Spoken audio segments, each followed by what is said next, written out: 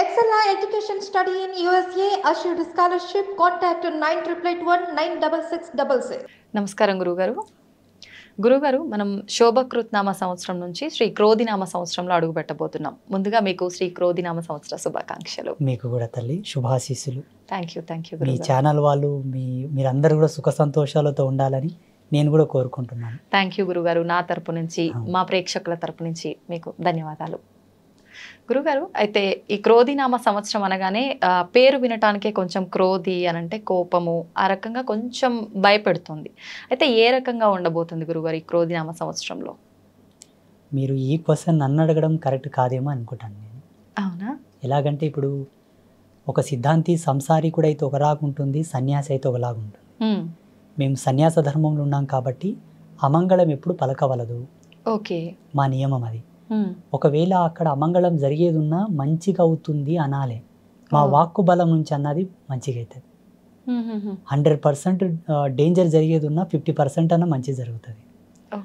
క్రోధినామ సంవత్సరం అంతయు శుభంగానే ఉన్నది, క్షేమంగానే ఉన్నది, సస్యశ్యామలంగానే ఉన్నది. వర్షాలు కూడా సకాలంలో పడతాయి, పంటలు బాగా పండుతాయి, అందరు సుఖ సంతోషాలతో ఉంటారు. గ్రహాల స్థితిగతులు, గ్రహాల యొక్క మార్మికమైన మారడం చేయడం అనేది ఉంది. ఆ తర్వాత అందరికి వర్తించే విషయం కాదు, అందరికి అవసరం కూడా కాదు.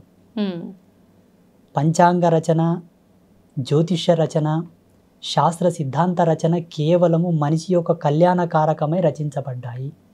వాటిని చూపించి మనసులను భయపెట్టే కోణం కాదు, వారించాలి.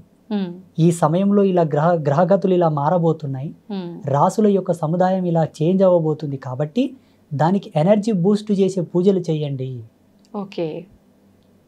వాటికి ఆపోజిట్ డైరెక్షన్లో కాకుండా రైట్ డైరెక్షన్లో ఎనర్జీ రిసీవింగ్ అయ్యేటటువంటి పూజలు చేయండి, యజ్ఞములు చేయండి, హోమ ధూమముల చేత ప్రకృతిని రంజింపజేయండి, గ్రహాల యొక్క స్థితిగతులు శాంతి పడేటట్టుగా చేయండి.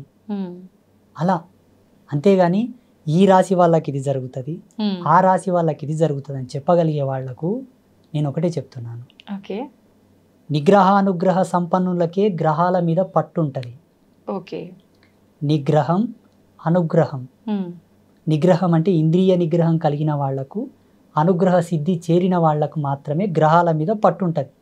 వాటిని ఆపను వచ్చు, మార్చను వచ్చు. చెప్పే సిద్ధాంతులంతా నిగ్రహానుగ్రహ సంపన్నులైతే వాడు చెప్పింది మీరు నమ్మండి, తప్పు లేదు. రాసుల గురించి అంటారా, సమస్త జీవరాశుల యొక్క చైతన్య పట్టికను వాడు విశ్లేషించిన వాడై ఉండి తన రాశి సముదాయ ధర్మాన్ని తాను విశ్లేషించుకొని త్యాగం చేసిన వాడికి రాసుల మీద పట్టుంటది. జ్యోతిషం అంటారా, ఆత్మజ్యోతిని దర్శించిన వాడికే జ్యోతిషం మీద పట్టుంటది. పుస్తక పటిమ అందరు చెప్పొచ్చు తల్లి, వీళ్ళేం కొత్తగా పంచాంగ రచన చేయలే. ప్రపంచంలో ఉండేటటువంటి ఆస్ట్రోఫిజిక్స్ అంతా కూడా, పంచాంగాన్ని అంతా కూడా డిస్ట్రాయిడ్ చేద్దాం, రూపుమాపుతాం మొత్తం. ఎక్కడ కూడా కించిత్ అయిన ఆనవాళ్ళు లేకుండా మొత్తం బంద్ చేద్దాం. కొత్తగా పంచాంగ రచన చేయమని చెప్పు వీళ్ళని, చేయలేరంట. ఎలా చేస్తారు? తరతరాల నుంచి వచ్చే పంచాంగాన్ని వీళ్ళు మారుస్తున్నారు.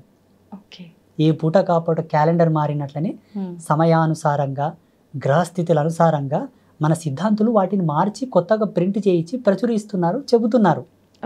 ఒక ఆధారం ఉంది, ఒక ప్రమాణం ఉంది, కానీ స్వీయ విశ్లేషణ లేదు. పాతకాలంలో ఎట్లుండేనంటే 12 సంవత్సరాలు తపస్సు చేపిస్తుండ్రి, తర్వాతకు పంచాంగం చేతికిస్తుండ్రి, ఇది నువ్వు విశ్లేషించు చెప్పు 10 మందికని. ఇప్పుడు ఎవరమ్మా? ఏమి మడి ఉండదు, ఆచారం ఉండదు, సాంప్రదాయకమైన తిలకధారణ ఉండదు, అనుష్ఠానం ఉండదు, ఉపాసన పద్ధతి ఉండదు. డాక్టర్స్కి వాళ్ళకి తేడా లేదు. ఇప్పుడు ఒక లెక్చరర్ ఎలాగో ఒక పుస్తకాన్ని పటాపటా చదివి దాన్ని వివరిస్తాడు స్టూడెంట్స్కి, వచ్చే భక్తులకు వీళ్ళు ఆ పుస్తకాన్ని వివరించి చెప్తున్నారు తప్పిస్తే పట్టు లేదు, రూఢి లేదు, దారుఢ్యం లేదు. రూఢి ఏంటో చెప్పనా? ఆనాడు బ్రహ్మంగారు చెప్పిన కాలజ్ఞానం ఇప్పుడు జరుగుతుందా లేదా? జరుగుతుంది. తపస్సు, సత్య సంకల్ప శక్తి యొక్క మహిమ, అది పంచాంగం, అది సిద్ధాంతం. పబ్బులలో వాళ్ళే ఉంటారు తల్లి, పబ్బులలో ఉంటారు, ఇంకెక్కడో ఉంటారు, మళ్ళీ పంచాంగం ముందర పెట్టుకొని జ్యోతిష్యం చెప్తారు. ఇలాంటి వాళ్ళని నమ్మి మీరు భయభ్రాంతులకు గురి కావాల్సిన అవసరం లేదు. ఉమ్, ఈ సంవత్సరం సస్యశ్యామలంగానే ఉన్నది. ఓకే. కొన్ని చిన్న చిన్న పొరపాట్లు ఉన్నాయి తల్లి, కొన్ని జరుగుతున్నాయి. ఉమ్, ఎందుకంటే మనిషికి నియంత్రణ శక్తి లేదు, ఉమ్, ఓపికలు లేవు. మేము చెప్పేది ఇంతే ఉన్నా వాళ్ళు ఇంకొంతలా ఊహించుకుంటారు. అవును. భయభ్రాంతులకు గురి అయిపోయి ఉమ్, వాళ్ళు వారి శక్తులను వాళ్ళే కోల్పోయి ఏదో జరుగుతుందంట, ఏదో అవుతుందంట, ఉమ్, నాది మేషరాశి, నా రాశికి ఇట్లా అవుతుందంట. మొన్న ఒక మహిళ ఉరేసుకొని చనిపోయిందమ్మా ఒక 2 నెలల క్రితం. చూడండి, సిద్ధాంతం ప్రాణం పోయాలే కానీ ప్రాణం తీయకూడదు కదా తల్లి. అందుకే నేనేమంటున్నా, ఎవరు ఏది చెప్పినా కూడా సమాజ హేతుకమైనటువంటి ధర్మాన్ని చెప్పకూడదు, ఉమ్. సమాజంలో సమున్నతమైన ధర్మాన్ని చెప్పాలి. ఓకే, థ్యాంక్ యూ గురుగారు. చాలా మంచి విషయాలు తెలుసుకున్నాం మీ ద్వారా. ధన్యవాదాలు. శుభం.